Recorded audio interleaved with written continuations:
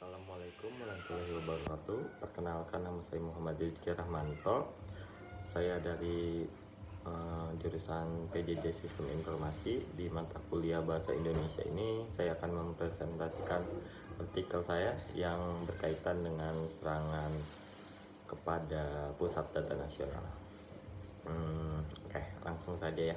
Jadi pada bulan Juni 2024 itu Pusat Data Nasional atau PDN menjadi sorotan media setelah serangan ransomware. Nah, ransomware itu menghentikan layanan publik di 210 lembaga pemerintahan. Nah, serangan ini paling banyak memengaruhi server Direktorat Jenderal Imigrasi. Nah, yang mengakibatkan kekacauan pada penumpang pesawat, data penumpang pesawat maksud saya, dan kapal tujuan ke luar negeri. Nah, setelah itu serangan ransomware yang dikenal dengan atau sebutan Brainkeeper versi terbaru Lockbit 3.0 maksud saya.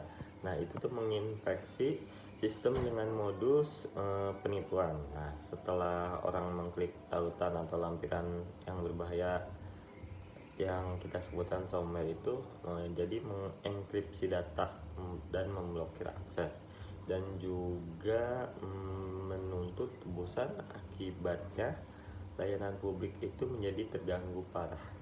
Nah, terutama yang tadi saya sebutkan, yaitu Dirjen Imigrasi.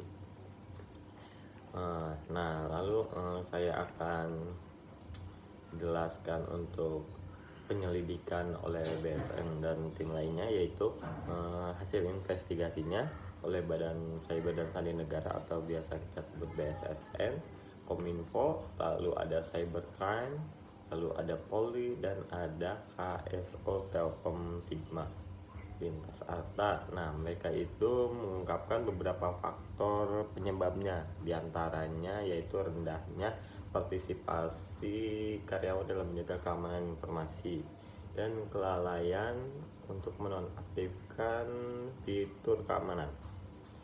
Nah, jadi selanjutnya itu tantangan keamanan cyber di era sekarang itu ya, menurut pendapat saya, yaitu di era society 5.0 atau 5.0.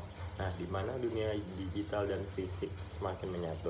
Lalu serangan ini menunjukkan betapa rentannya infrastruktur digital kita terhadap ancaman cyber. Nah, keamanan cyber ini menjadi prioritas utama untuk menjaga ketahanan nasional, khususnya yang tadi ya, server data nasional, karena itu tuh sangat-sangat rahasia harusnya ya, tidak sampai keserang gitu. Lalu selanjutnya apa sih solusi dan rekomendasi untuk agar tidak atau mencegah serangan itu datang kembali menyerang pusat data nasional. Nah, ada beberapa langkah penting yang harus segera diambil. Nah, yang salah satunya, yang pertama itu adalah meningkatkan kapasitas melalui pelatihan keamanan cyber yang intens.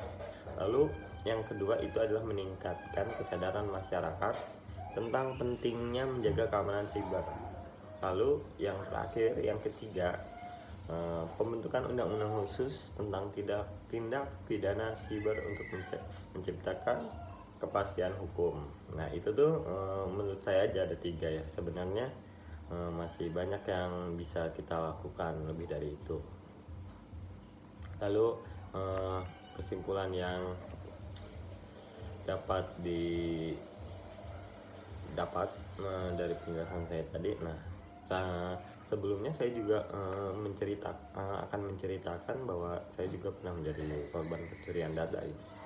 Jadi kronologinya itu, saya menjadi korban pencurian data. Saya menyadari betapa pentingnya menjaga keamanan data pribadi.